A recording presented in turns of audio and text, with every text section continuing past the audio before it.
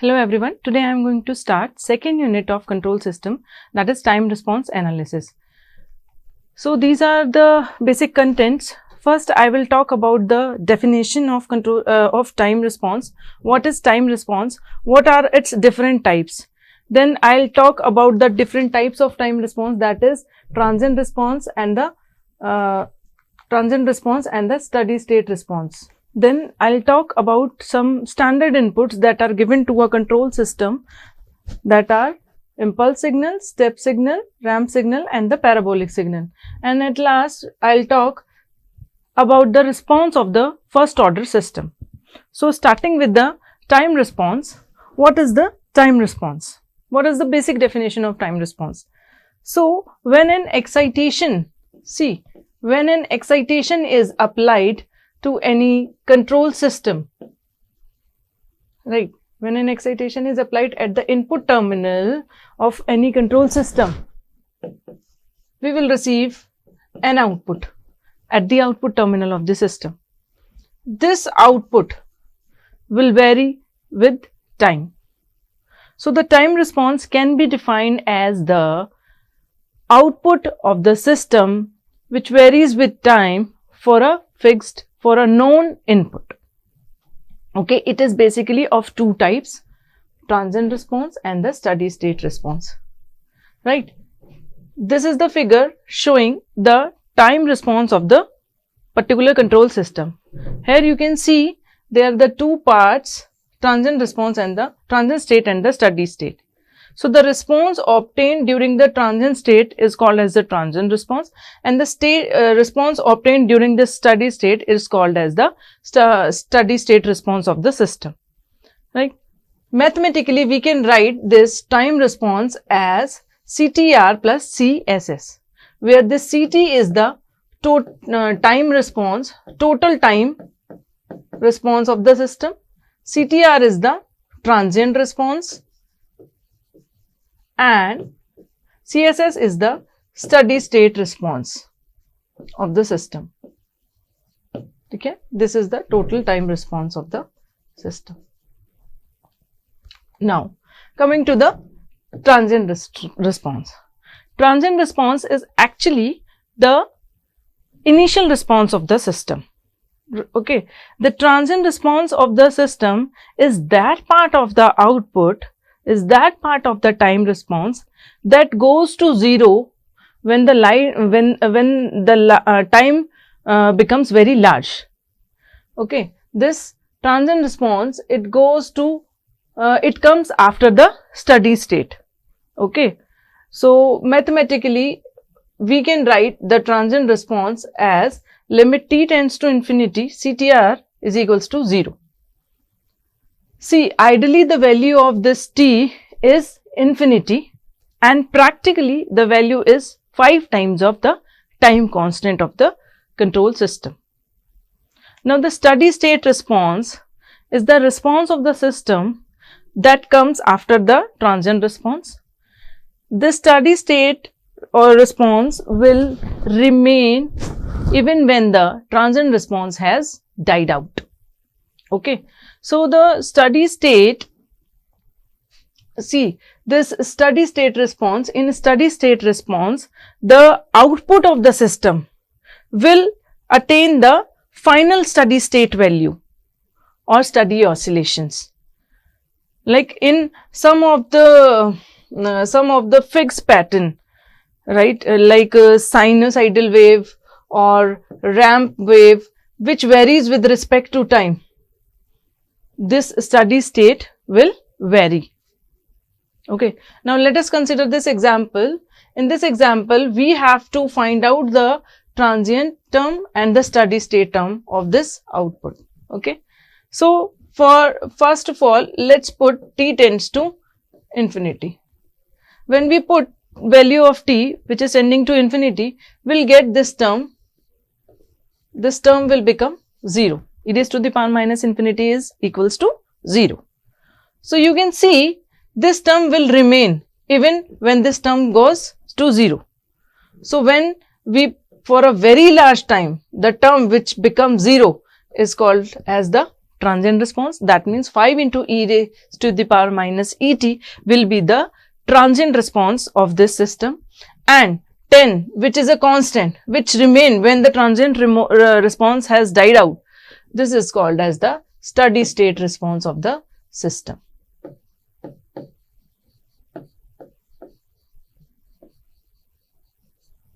Okay. Now starting with the standard test signals. Now why I am going to talk about these standard test signals. See, for a control system, during its operation, the inputs is generally not known. So, these we have considered the effect of these certain standard inputs because these are subjected to sudden changes. Okay, so there are certain standard inputs like in step input, step function you can say, ramp function,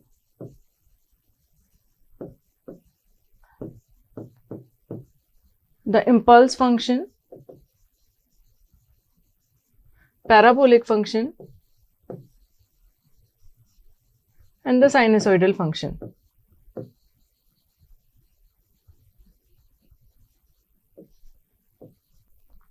With these test inputs, mathematical modeling, mathematical analysis and experimental analysis of a control system becomes very easy, as these are the simple functions of time.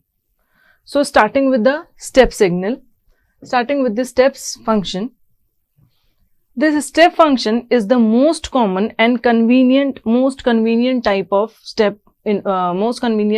input to a control system. It's because it is subjected by a sudden, it is being implemented by a sudden change of the value of the input. Like for example, suddenly opening or closing a valve is an example of step signal, step function. Its value is A for t greater than equals to, for t greater than equals to 0, and its value is 0 for t less than 0. If we put A is equals to 1, then it is called as the unit step signal. Okay. This is the figure for the unit step signal. Here you can see that it is undefined at t is equals to 0 because there is a sudden change in the value of the signal from 0 to 1 at t is equals to 0. But it is correct in most of the cases. For control system applications, this approximation is justified only if the period of transition is smaller than the smallest time constant of that system. Okay. And the Laplace of this step signal, step function will be 1 by s. Okay. Now coming to the ramp signal. The value of ramp signal will be 0 at t greater than 0, t less than 0, and it increases linearly with time. Mathematically, it can be written as kt for t greater than 0 and 0 for t less than 0, where k is the slope of this ramp signal. If we put k is equals to 1, we get unit ramp signal. Okay. This unit ramp signal, it is having a Laplace. The value of unit ramp signal will be, in Laplace domain, will be 1 by s square. And we have the relation between the step signal and the ramp signal, which is given by RT is equals to t into ut. And this is the graph for the ramp signal. Okay. So this ramp signal exists for all positive values of t including 0, and where its value will increase with respect to time.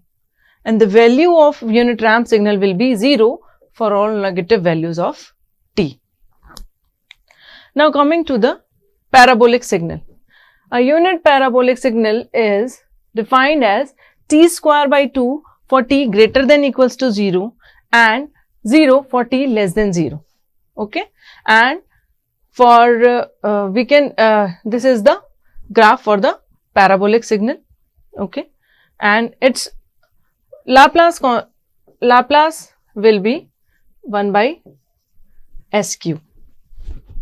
So its value exists for all positive values of t including 0, and its value is increasing non-linearly with respect to time during this interval.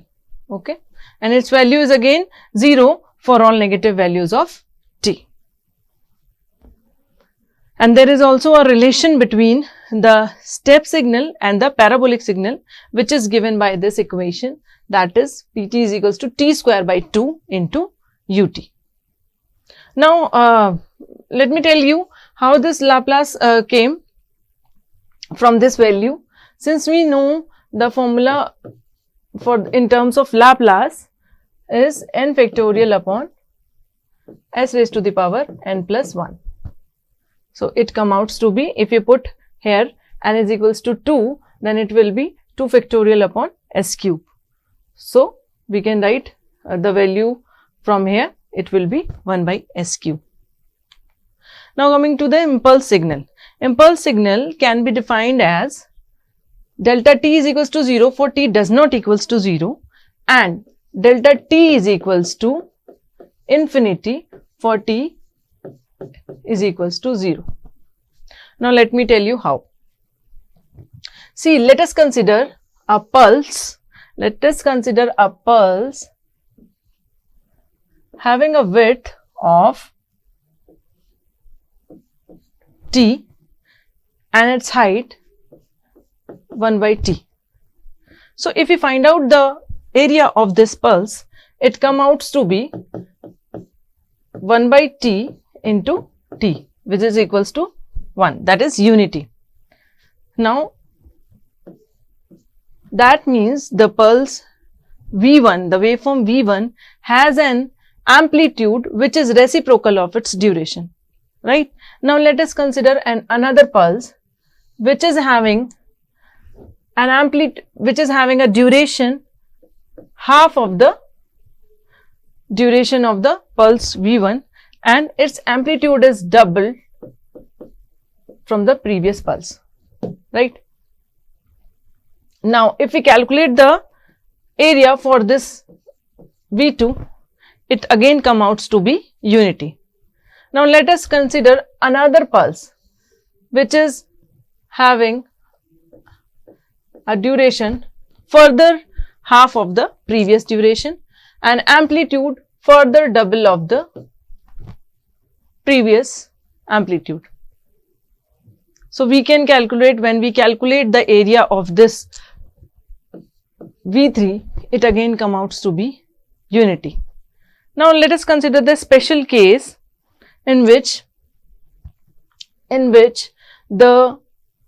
we carried out this same process but with a limit. Now in the limit where t duration becomes 0, okay, and the amplitude goes to infinity, but okay, amplitude, let me represent the area, this is amplitude, okay, but area again remains unity. So the pulse, so we can define the pulse which is having an amplitude infinity for 0 duration, but the area is unity, is called as the impulse function or delta function. We can represent it like this. At t is equals to 0, we can represent it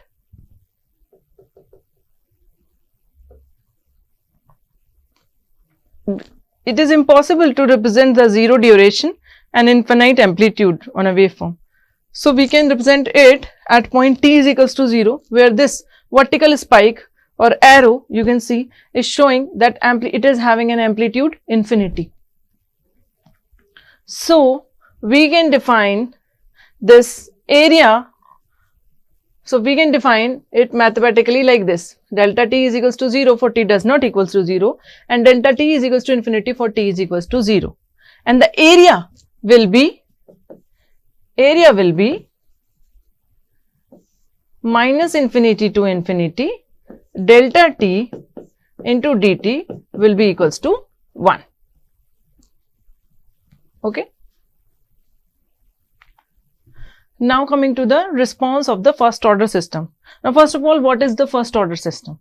The first order system is the system in which the highest degree of s, okay, in the denominator of the transfer function is 1.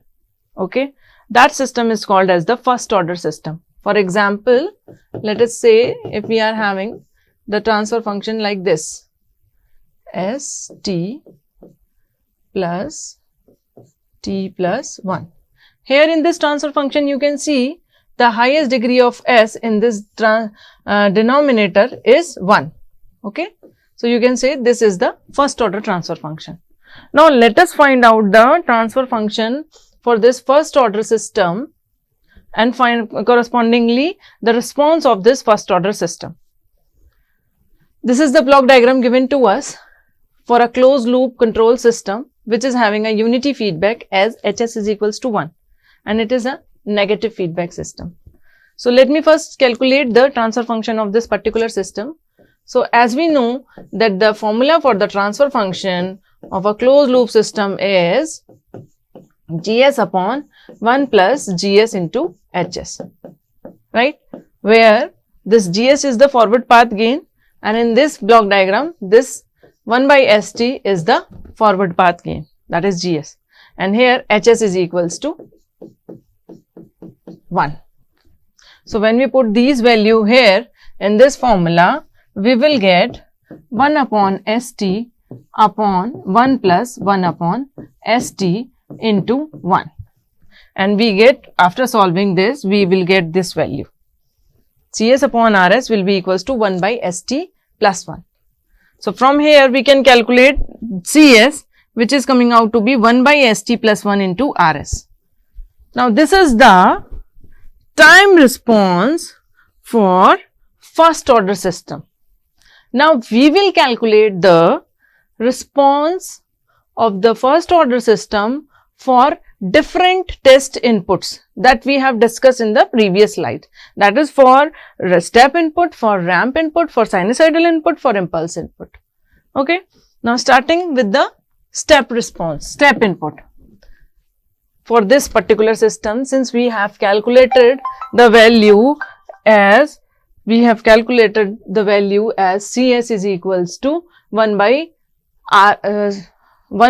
St plus 1 into Rs, and Rs is the input.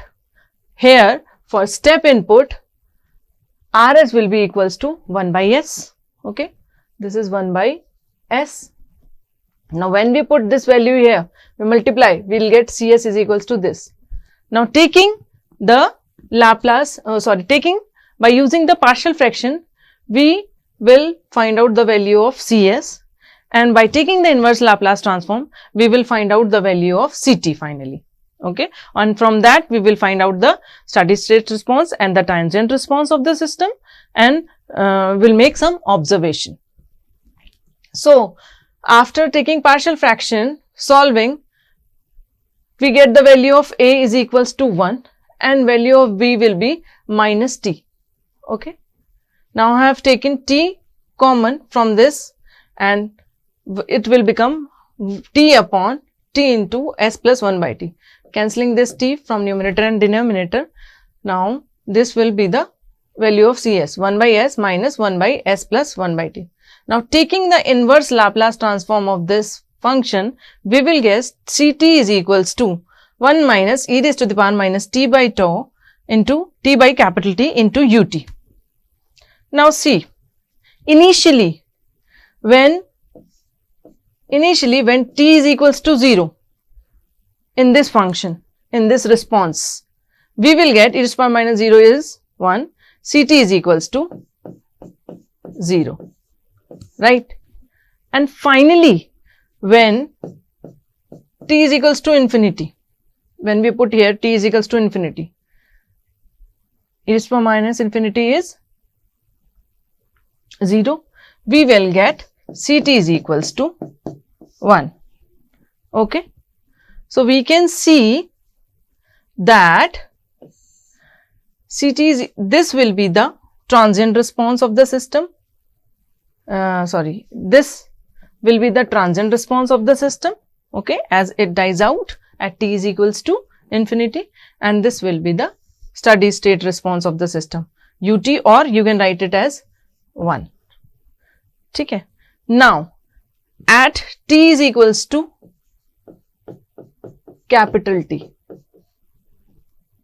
this value of Ct will become 1 minus 0.368. e raised to the power minus 1 is equals to 0.368. Okay.